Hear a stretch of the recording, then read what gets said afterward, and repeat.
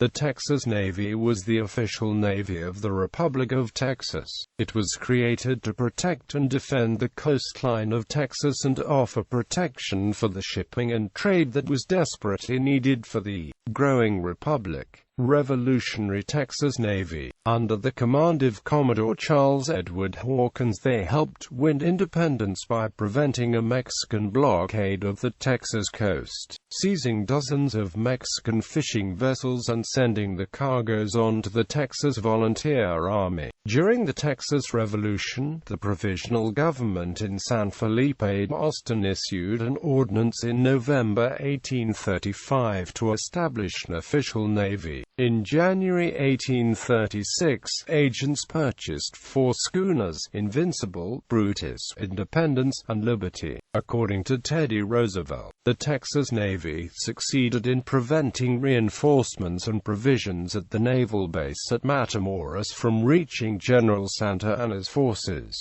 then occupying Texas.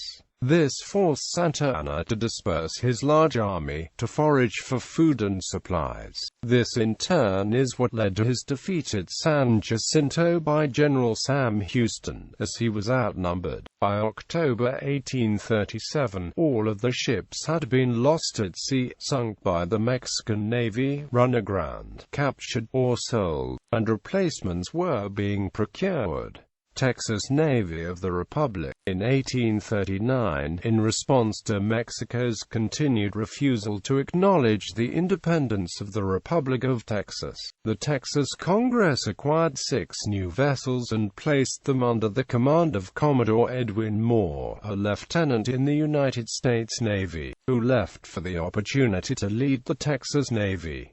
The 6 vessels were known as the Second Texas Navy. For 3 years the Texas Navy raided the Mexican coast and kept the Mexican fleet focused on defending its own coastline. In the naval Battle of Campeche on May 16, 1843, the Texas Navy sloop of war Austin and brig Orton, supported by ships from the rebellious Mexican state of Yucatan, engaged Mexican naval vessels, including the steamships Montezuma and Guadalupe. This battle is believed to be unique, marking the only occasion in which a sailing warship engaged and fought a war steamer to a draw. The battle, which raged over several days, was a tactical draw, but a strategic victory for the Texan Navy, which forced the Mexicans to lift the blockade of Campeche and assured security in the meantime for the rebels in Yucatan. Other ships of the Texas Navy at the time included the brigs Potomac and Archer, the schooners San Jacinto, San Antonio and the San Bernard, and the Zavala, the first steamship of war in North America. When Texas joined the United States in 1846, the Texas Navy was merged into the United States Navy. Denial of land grants for veterans of the Texas Navy. Land promised in advance of military service is called the bounty, which is a military tradition dating back beyond the Roman Empire, and was a well-established tradition in American military history prior to hostilities in Texas during the Revolution. The founders of the Republic of Texas attempted to bolster recruitment into the armed forces through the generous inducement of land for military service.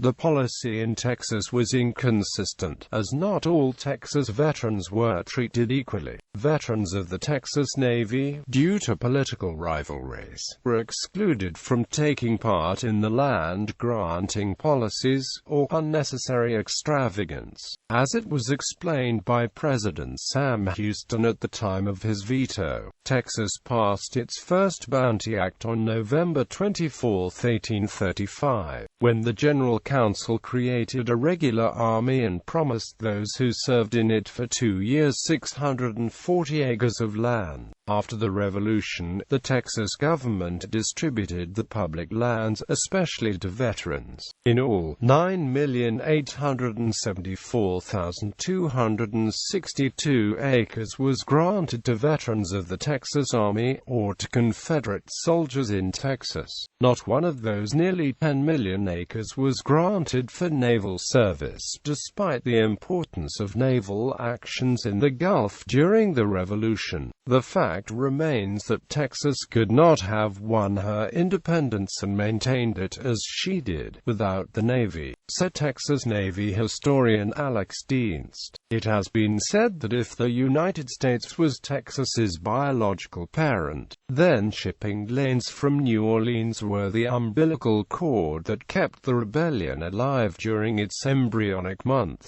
Historians point out that the Texas Navy was of vital importance to the war effort, with approximately 3/4 of all troops, supplies and cash originating from the ports of New Orleans. It was seen as nearly impossible for commerce to go through any other channels into Texas other than by ship due to the impractical nature of crossing Louisiana swamplands and the Big Thicket of East Texas. Navy vessels protected against marauding Mexican warships looking to cut the cord that flowed to Texas through Galveston, keeping the fledgling war effort, and eventually the Republic, alive. Additionally, military leaders knew the importance of the Texas coast to winning a revolution, or quashing a rebellion. In fact, Mexican General Vicente Filosola remarked, "The coasts of Texas are not sustainable, whilst a maritime force does not cooperate with the operations of the land service." Quote. On the other side, Commander James Fannin, in an August 1835 letter, wrote that provisions were scarce for the Mexican army on dry land. He requested naval assistance to the army, asking, "Where is your navy?" Quote. He pointed out that if Texas ships could block access to ports, they are ruined. Despite the importance of the Texas Navy to the Texas Revolution, politics got in the way of rewarding Navy veterans with bounty land grants when President Sam Houston, against legislative support, denied land grants to Navy veterans in 1842. The battle for bounty lands was a political struggle that culminated 6 years after the Revolution,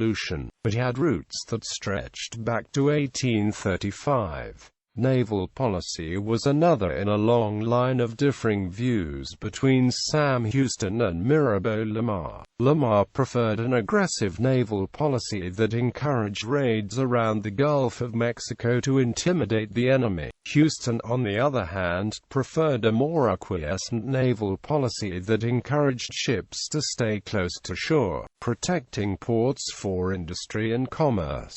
These disagreements led to inconsistent policies during the Republic era, as Lamar and Houston traded the presidency back and forth. Robert Potter, a senator and the one-time Secretary of the Navy, and Senator James Webb proposed a resolution that would allow bounty land to be granted to Navy veterans on November 4, 1841. It was noted in the November 18, 1841 edition of the San Augustine Redlander that this resolution will meet with much opposition in both houses, and a warm discussion is expected. Quote, after the resolution was passed, it was presented to President Sam Houston, who vetoed the bill on January 6, 1842. In Houston's veto message, the president paid tribute to the exalted gallantry and distinguished bravery of the men who went to sea on behalf of the Republic, but he would not sanction injudicious and unnecessarily extravagance on the behalf. Houston went on to say, generally, the seaman has no interest on shore. Quote, he explained that a people who made the living at sea would pay no attention to improving land granted to them. He believed that to give a land grant to a Navy veteran would not benefit the country to any degree, explaining that the harpies that are generally found in seaports, and to whom seamen usually become indebted, are those only who would profit by the bounty and munificence of the government. Houston further explained that it was traditional that the sailor receives his pay, and also receives prize money for capturing enemy vessels. The sailor has his bounty and prize money as incentives to enlistment and continuance in the service. None expect more, he said. If moreover a fleet be in the vicinity of a land army, its cooperation is always supposed, and it accordingly participates in the spoils of victory. If, on the other hand, the victory be achieved by the fleet. The reverse is the case. The Naval Corps alone enjoyed the entire reward of success. Houston also claimed that the sailors who would have claims are either dead or scattered to the winds of heaven. Quote, however, Army veterans and their heirs were eligible to receive bounty land whether they lived or died. Houston continued, if bounty land were granted, the few who survived would deem it valueless, because not one of them would be willing to penetrate the wilderness in quest of a place to locate it, some hundreds of miles beyond the frontiers, and rather than make the attempt, they would be willing to sell it for a trifle. Infuriated by the complete disdain that the Navy-hating President of the Republic had shown, Robert Potter reintroduced a joint resolution on January 25, 1842 that would hopefully pass over the President's veto, authorizing the Secretary of War and Navy to issue certificates of bounty land to the officers, seamen, and Marines of the Navy. Despite Potter's reputation as a good steward of public land and his continual support of the Navy, his arguments fell upon deaf ears as he continued to push the issue to no success. The issue was tabled as President Houston ran out the clock on the Bounty Land for Navy Veterans Bill, and the issue would never be broached again. Texas Navy 1958. In 1958, Governor Price Daniel reactivated the Texas Navy with headquarters in Houston. They held annual Admiral Balls at the Houston Yacht Club, and the governor would review the fleet each year at the San Jacinto Monument. The fleet consisted of every conceivable type of vessel, and the US Texas serves as flagship. Officers were selected on the merits and commissioned by the governor as admirals in the Texas Navy. The Texas Navy, Inc. DBA, the Texas Navy Association, was formed under the authority of the Texas Secretary of State in 1972. The association was formed as a non-profit organization devoted to preserving the history of the Texas Navy. The headquarters moved from Houston to Galveston, Texas in 1973. Membership is open to anyone who holds a commission as an admiral in the Texas Navy from a governor of the state of Texas. Bibliography. Jordan, Jonathan. Lone Star Navy, Texas, The Fight for the Gulf of Mexico and the Shaping of the American West. Washington, D.C. Potomac Books. ISBN 978-1-57488-512-5. Meade, Douglas. The Fighting Texas Navy, 1832–1843. Plano, TX, Republic of Texas Press. ISBN 978-1-55622-8858. Wells, Tom. Commodore Moore and the Texas Navy. Austin, University of Texas Press. ISBN 978-0292-711181.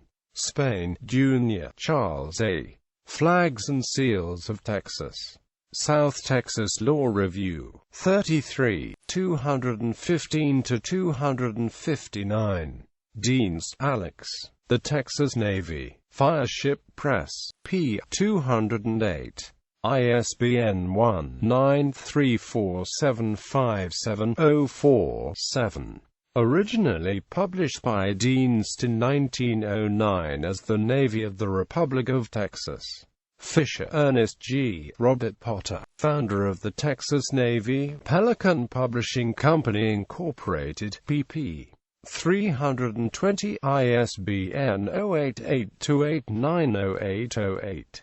Hill, Jim Dan. The Texas Navy, in Forgotten Battles and Shirtsleeve Diplomacy. State House Press, pp. 224. ISBN 0938349171.